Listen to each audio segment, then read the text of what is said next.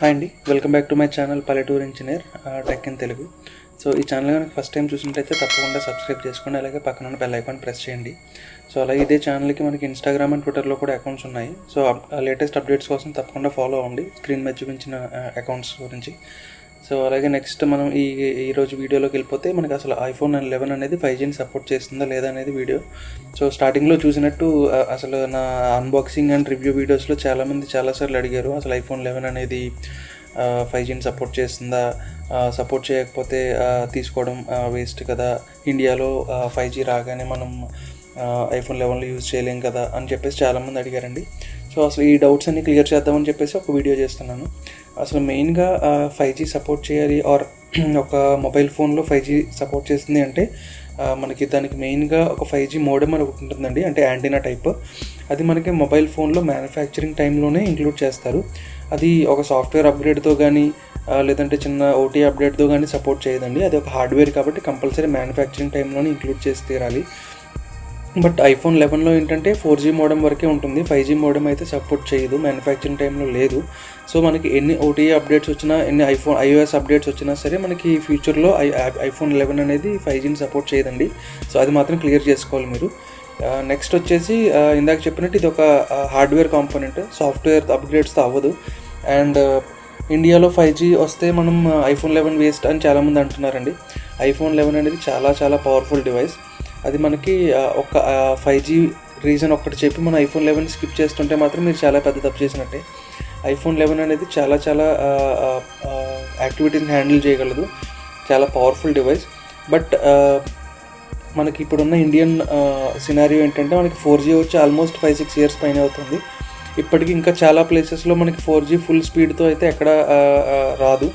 So మనం 4G full capability use చేస్తేనే మనకి ఆ స్పీడ్ చాలా ఎక్కువ.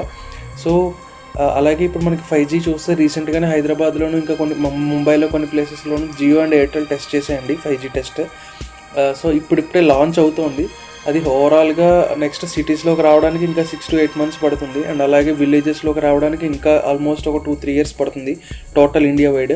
సో ఈజీగా 3 years పైనే మనకి ఓవరాల్గా India wide 5G network develop అవ్వడానికి అండ్ అలాగే టవర్స్ ఇన్స్టాల్ చేయడానికి, ఇవన్నిటికీ ఇన్ఫ్రాస్ట్రక్చర్ బిల్డింగ్కి చేయాలంటే ఆల్మోస్ట్ ఒక 3 to 4 years పడుతుందండి. సో ఈలోపు ఇప్పుడే 5G ఫోన్స్ కొన్నా సరే మనకి యూజ్ అయితే ఏమీ లేదు.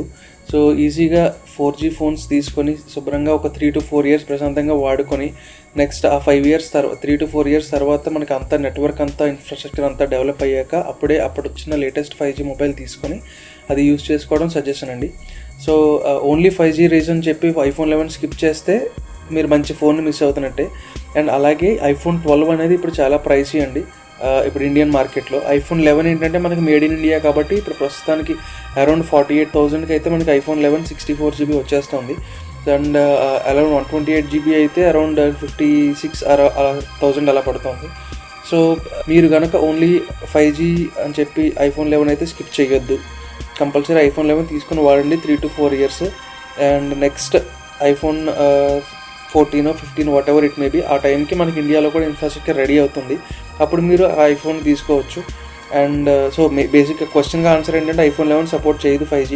బట్ స్టిల్ వితౌట్ 5G కూడా ఐఫోన్ 11 అనేది వెరీ వెరీ పవర్ఫుల్ డివైస్, తప్పకుండా యూజ్ చేసుకోవచ్చు. అదండి ఈ క్వశ్చన్కి. సో ఇలాంటి వీడియోస్ కనుక మీకు నచ్చినట్టయితే తప్పకుండా సబ్స్క్రైబ్ చేసుకోండి నా ఛానల్కి. అండ్ కామెంట్స్లో అయితే కొంతమంది అడుగుతున్నారు టెక్ న్యూస్లా మీరు కూడా స్టార్ట్ చేయండి, మాకు టెక్ న్యూస్ ఇలాంటి వీడియోస్ ఉంటే బాగుంటుంది అని అంటున్నారు.